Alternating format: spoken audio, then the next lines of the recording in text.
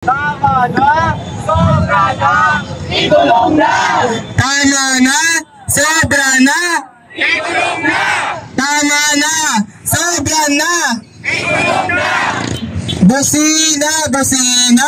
Laban sa korupsyon! Busina! Busina! Laban sa korupsyon! Busina! Busina! Laban sa korupsyon! Busina! Busina!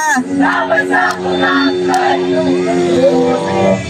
Laban sa korupsyon! Busina! Busina! Laban sa korupsyon! Kulong na yan! Mga kurakot! Kulong na yan! Mga kurakot! Kulong na yan! Mga kurakot! Kulong na yan! Mga kurakot! Mga kasama, bilang susunod na ating tagapagsalita, ating inaanyayahan si Dominic Cruz mula sa Tindig, Baliwag.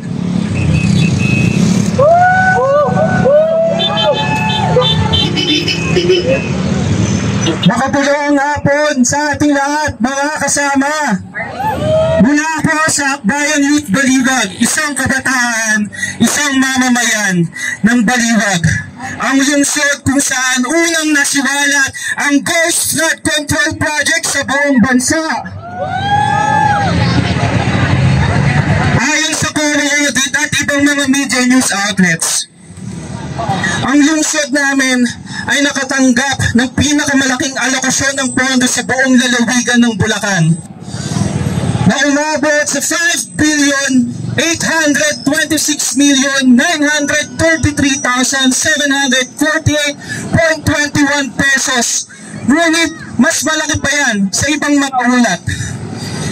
At ang halagang ito, 85 flood control projects ang naitala na siya rin pinakamarami sa buong probinsya. Ngunit ayon sa GMA News Integrated Research, pangsyam lamang po ang lungsod ng Baliwag sa pinakabahaing munisipalidad at lungsod sa buong lalawigan ng Bulacan. Kaya't bilang isang mamamayan ng Baliwag, nakapagtatakang napakaraming flood control project sa aming lungsod na hindi naman kalimitang binabaha.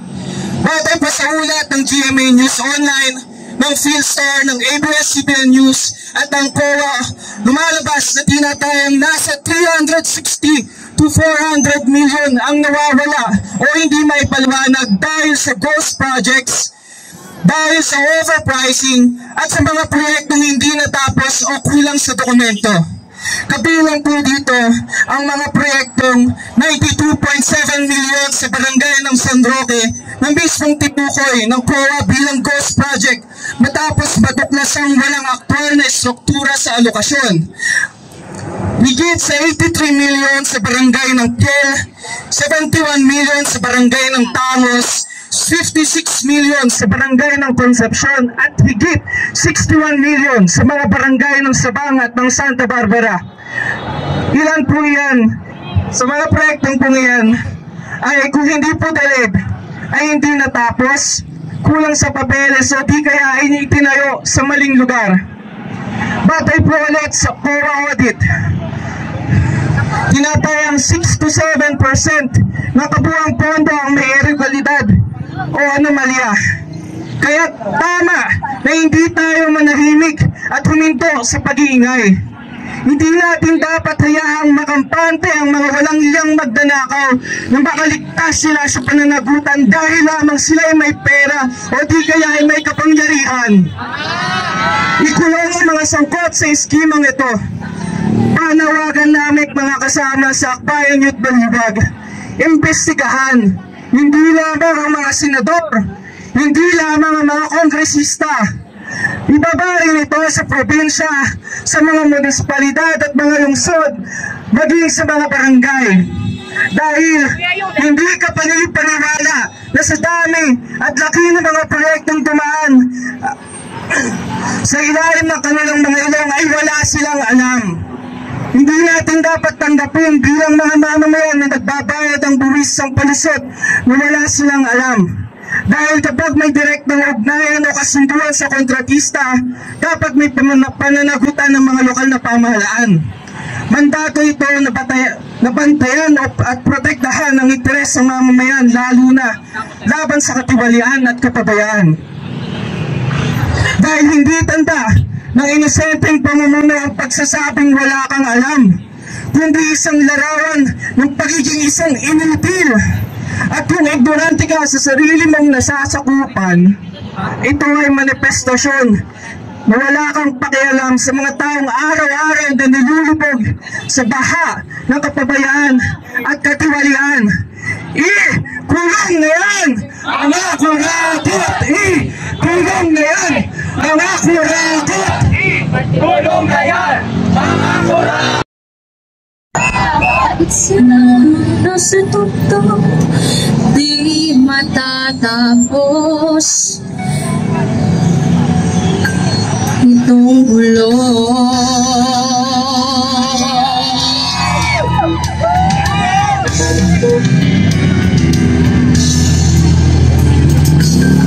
Toto'y bilisan mo ang tako. Dagan mga bombang nakatutok sa ulo mo. Toto'y tumalon ka, tumapak kung kailangan, at baka tamaan pa ng mga balang ligaw.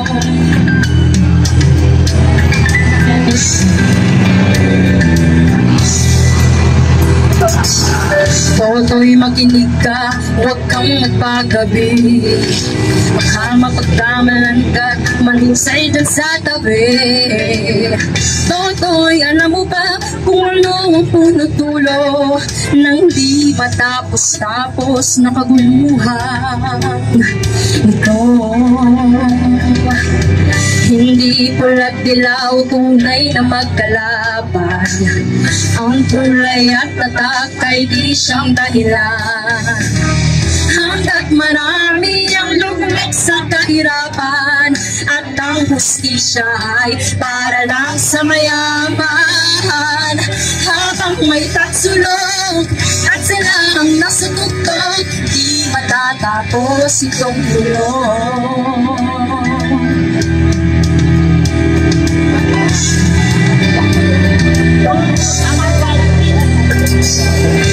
Tas ang hininga ng kayaming mga tao, sa dating ngayon'y sementeryo.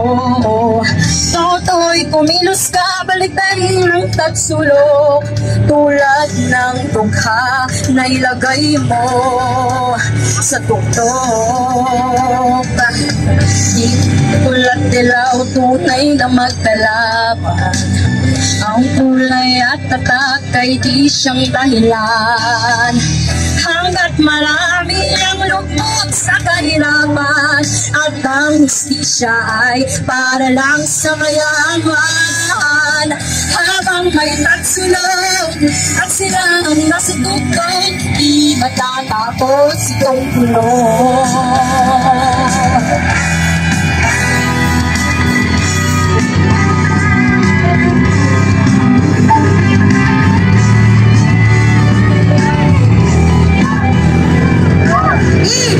Kulong na yan, mga kurakot! Kulong na yan, mga kurakot!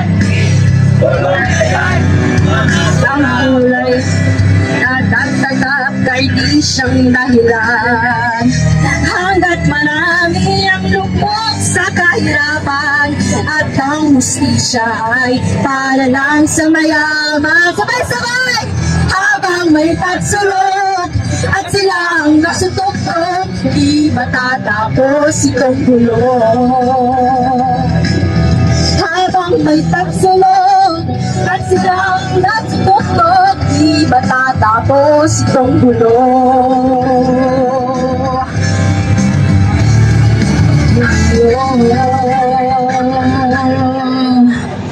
Maraming salamat po! Ituloy na yan, mga kurakot! Tulong na yan! Mga kurakot!